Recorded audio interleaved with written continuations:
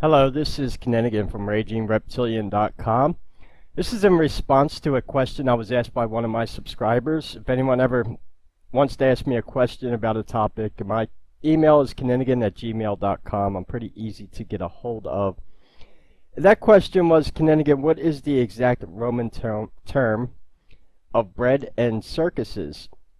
And this is a really interesting and very important topic that comes right out of Rome, because bread and circus is not just a ancient Roman concept. It is in fact, they've taken the idea of Roman bread and circus, and in modern times it's been amplified 1,000-fold. And I'll explain to you what that meant. In ancient Rome, as the Roman Empire grew through countless wars of expansion and shedding a lot of blood and expanding the Roman Empire, there was also a lot of corruption in politics with the Senate and Caesars of Rome themselves. So the Romans decided that the best way to keep the people from not revolting, and you're looking at a pic I just pulled up there. This comes from a Roman poet named Juvenal, who said, "Give them bread and circuses and they will never revolt." So, in a nutshell, Rome was the first socialist welfare state. As Rome decided, and they started out with building amphitheaters and holding plays. The amphitheaters would get bigger as the Roman Empire grew. Then they would start making colosseums, which look a lot like modern sports stadiums. I got a lot to cover on this in modern times. And decided that they will do something that will keep the poor from revolting in Rome, which is a very simple concept.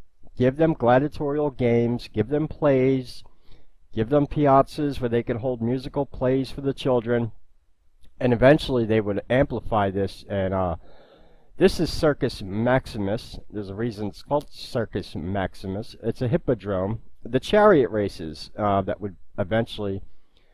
This would be one of the largest bread and circus events ever built in the Roman Empire.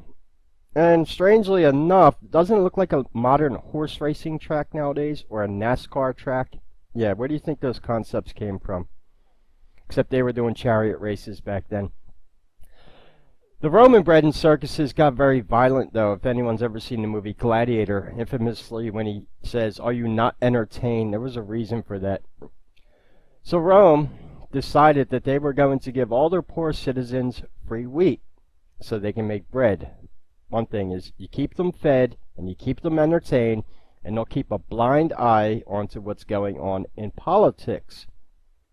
However, there's a very unique new spin to bread and circuses going on right now in the political spectrum, especially in America with President Trump, because the bread and circuses isn't working anymore. And people are starting to see the corruption in politics. And it's coming from the people, not the Trump side. It's coming from the psychopathic left Democratic side. What are all the Democrats promising for people? A free welfare state, socialism. Socialism is a form of bread and circuses. It's pretty interesting. So Rome, first of all, in ancient Rome, they gave all their people free water. Very important, right? We pay for water in modern times, except all Romans got free water. Pretty interesting, right? They didn't pay for water. If you were poor in Rome, you also got free wheat to make bread. And eventually, you would be allowed to go to the games. Now, the correct Latin name for bread and circuses is Panem et Circenses. I want to give you a little Masonic background on circus also. Anyone remember Barnum and Bailey, the 3-ring circus? 3 rings, 33. Yeah, you don't think? And eventually, the reason why old school circuses have died out in the United States is because a lot of the revelations of animal abuse, especially with elephants and lions and circus performers themselves. I'll give you a kind of a guideline in modern history after World War II, how we evolved bread and circuses in modern times. But this was a very real Roman concept. And not only does it involve bread and circuses, it involves, of all things in ancient Rome, it involved alcohol, Now, I just pulled up a pic here. Here's a bunch of guys eating food, drinking beer, and watching a sports game at a local sports bar. This was the concept that Rome had in mind for their people. Keep them fed, keep them drunk, keep them entertained, and they'll have a blind eye as to what's going on in politics. Now, it's a little side note here. I worked in a bar years back in between my careers, many careers I've had. And I was taught by a very good old school bartender, Kenny, if you want to be successful in this industry, never talk about politics or religion in front of people at the bar because you never know who you're going to offend. And secondly, people come to the bar to forget about religion and politics. Unless you're a liberal, I guess you're just going to go out and run your mouth anywhere you go, whether you're in a bar or not, right? So I find it ironic that the people that are mainly pushing for bread and circus, look at the media distractions from the left, because there's a very interesting concept going on here. Take YouTube, for example, and the censorship we experience on YouTube, including my channel, which has been demonetized, my other channel taken down, because YouTube was supposed to be made originally as a platform for bread and circuses, mainly, keep them entertained, have them watching YouTube videos all day. Except when people telling people the truth started to come on the platform, such as myself and other researchers throughout the years, and we started exposing the corruption going on in government, they didn't like that on their platform. And I'll give you a little history of how bread and circus evolved after World War II, because it's kind of changed from decade to decade. And now in modern times, what are Democrats promising to all illegal aliens? Bread and circus, free welfare, free food, free health benefits, and all they want is their vote. They don't want them digging into the corruption going on the Democratic Party now, do they? No, they don't. This is why a lot of modern news media outlets have been infiltrated by deep state operatives, including the one I made a video about yesterday. But oh, here's a good picture here: football, hamburger, and a beer. Yeah. So I'm also going to defend myself. If you're a sports fan, I'm not accusing you of being a victim of Roman bread and circus. You might be a hardworking person that goes to work from 9 to 5 every week, but there was a reason for this. So, but I will tell you this. Don't think it's by coincidence that mainly, I know the days have changed now. Why do you think the NFL games, the biggest sporting events in American culture, is football, right? And the Super Bowl, obviously. Why do you think that was put on the original day of the Sabbath on Sunday? That was supposed to be a day dedicated to holy worship for Christians of all things, right? No, they wanted you to be drunk watching a football game. Do you understand how this works now? And sadly, in modern times also, although it's not really a modern thing because drug use has been going on for quite a long time, but drugs is a big part of bread and circuses nowadays too. Basically replace keep them fed and entertained with keep them high and entertained, and you get the same thing.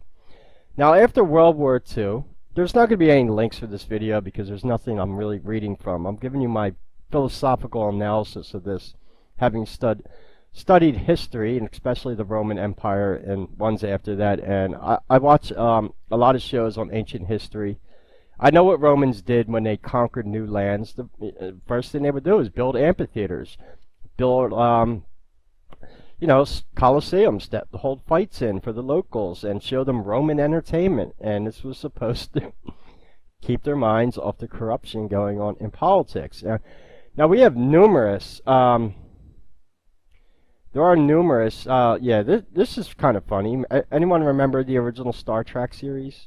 There was a Star Trek episode called Bread and Circuses when they landed on a planet that was like a, it was like the Roman Empire for that time. Pretty interesting how they mock this stuff right in your face all the time.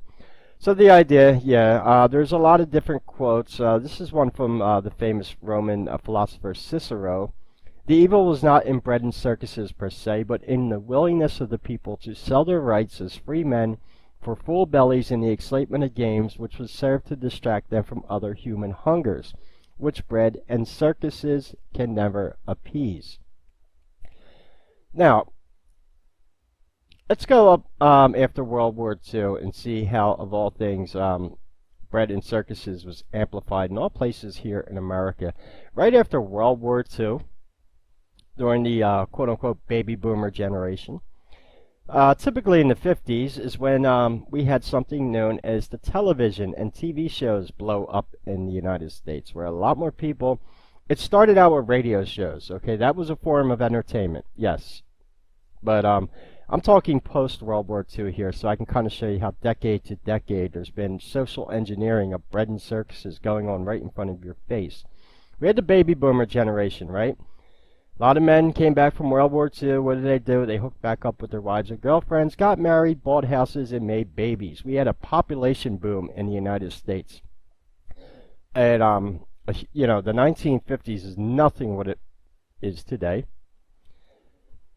So they gave us television. The idea was the man goes to work from 9 to 5 every day, comes home, puts on the evening news, and gets entertained by TV shows all night. You know, I Love Lucy and all that good stuff, right? I Love Lucy is actually a pun on I Love Lucifer, but let's not talk about that. You get the idea. We got sitcoms. We got movies. Movies is a huge form of bread and circus. And eventually we would get the welfare system set up in America for poor people. Keep them fed and keep them entertained. Now, not everyone is going to sporting events every Sunday in America to watch football games or baseball games or hockey games. So television would become one of the biggest forms of circus, per se. Now, in earlier times before World War II, the circus was really big. So were like freak shows that they would go around and but a lot of sinister things came out of circuses, and kind of the circus died. So then they started giving us TV shows. Now, we had a population boom in the United States, and we also had a lot of people looking into corruption of politics at that time. So what happened conveniently in the 1960s? Well, the CIA replaces bread with their own invention known as LSD, and we get the psychedelic movement of the 60s, which was backed by the CIA. And that was a form to keep the youth in America, leading up to the Summer of Love, 1969, and Woodstock, keep them high and entertained. And they'll keep a blind eye. You remember all the anti-war rhetoric going on with Vietnam in the late 60s? Yeah, there was a reason why we had the psychedelic movement back then. And that was to keep a lot of the youth off the corruption going on. And the Gulf of Tonkin incident, which brought us into the war, which we know was a false flag attack. Starting to get the idea now. Eventually, we would have the psychedelic movement in the 60s. Then in the 70s, we had a new form, you know, disco pops up. But in the 70s, we still had a huge movement with, I'd say, rock and roll music at that time. And people going to concerts. And a lot of people, sadly, going off to the Vietnam War and being killed. That's one of the ways they took care of the population boom after World War II. It was not only just the Vietnam War, it was also the Korean War also. The 80s, we get new interesting thing. We start to get a population boom in the 80s after, you know, the 70s are done. But a new drug starts to, now, this drug has been around for a long time. However, we get the sudden rise of a new form of this drug known as crack cocaine in the 80s. And what does that do?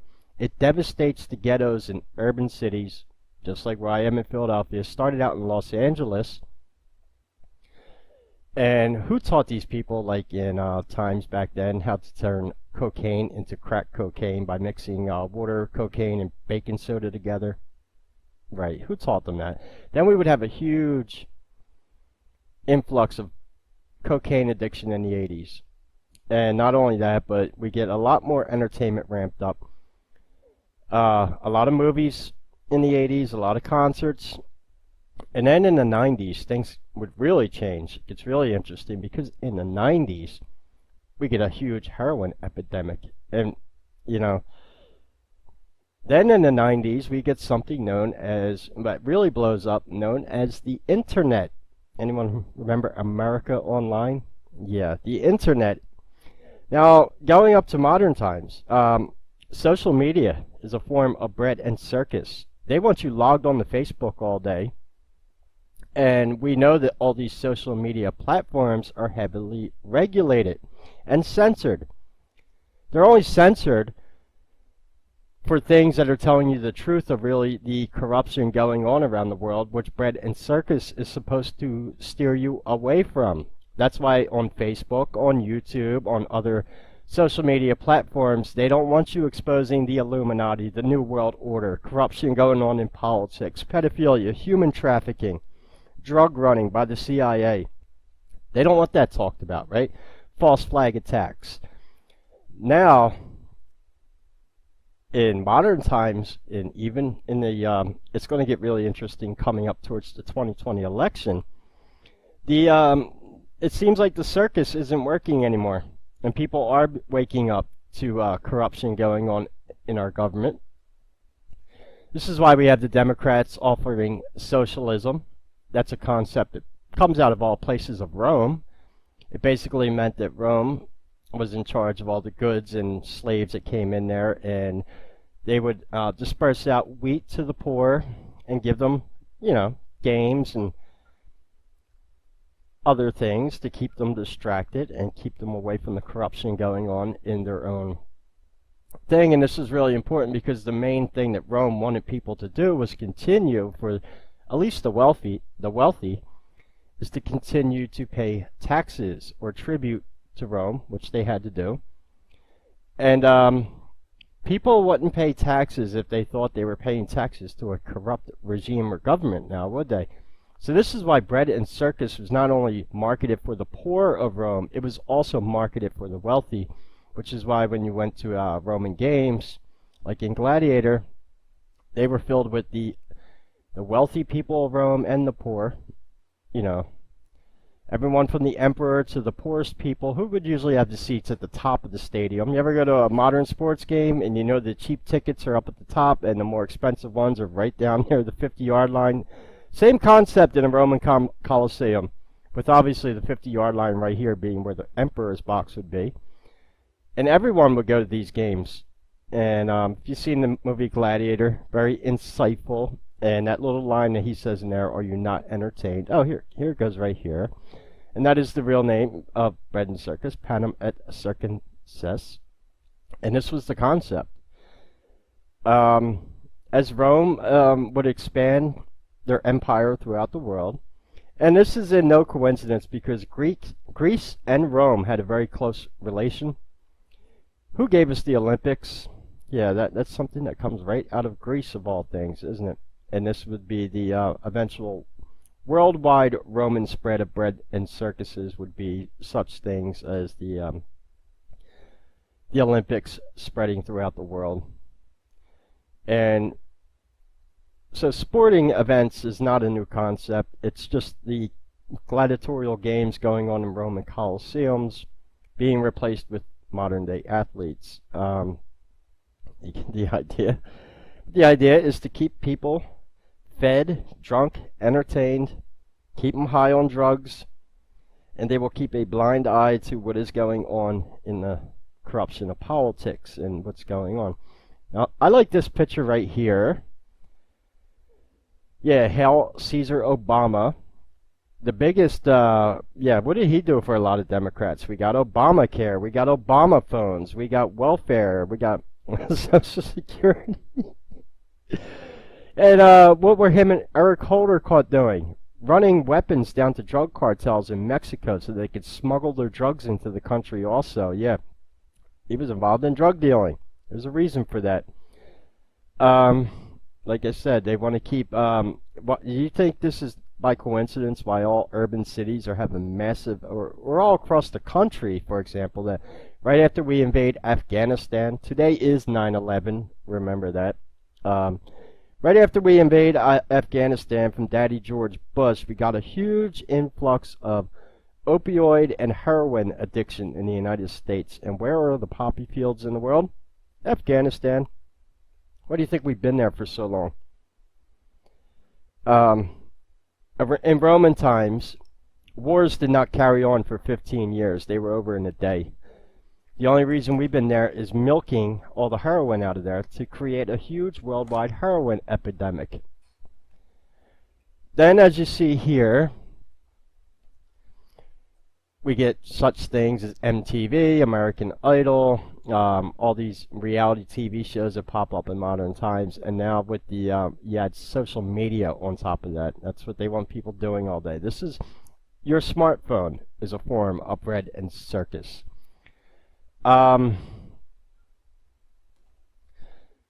this is basically in a concept of what bread and circuses is, or Panem et Circenses, is keep them entertained and keep them fed, and people will keep a blind eye to politics and never revolt, which is more or less a form of modern day socialism.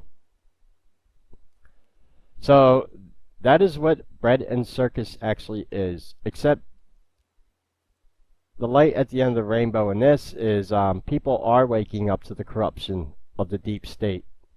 And their bread and circuses is not working anymore. Why do you think when you turn on modern news stations, modern, a lot of the, I'm talking about CNN, MSNBC, why do you think what they do all day is just attack Donald Trump?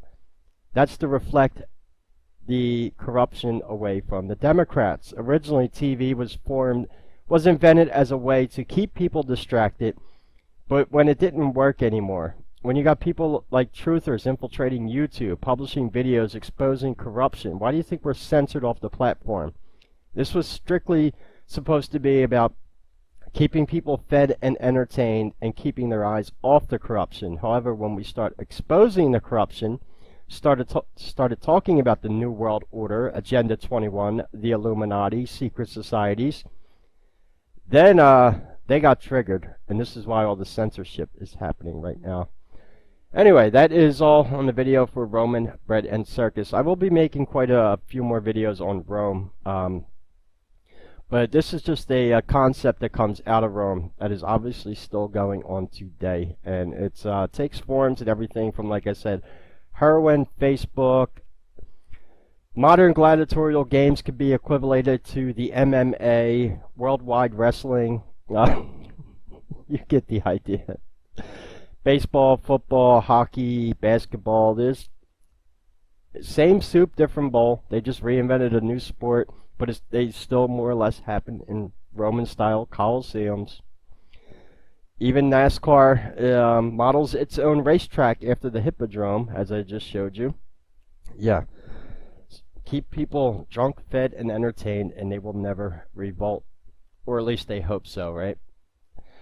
And this was one of the ways that I think that the Illuminati has perfected in controlling the entire planet, is because you couldn't hold this kind of power over billions of people without keeping them fed or entertained. And people, like, for example, in third world countries that don't get bread and circus, like look at Mogadishu, right? That's where you have very violent, rebellious cities with armed gangs running around and warlords and all that stuff. It's not by coincidence. That's what they try to avoid in Rome.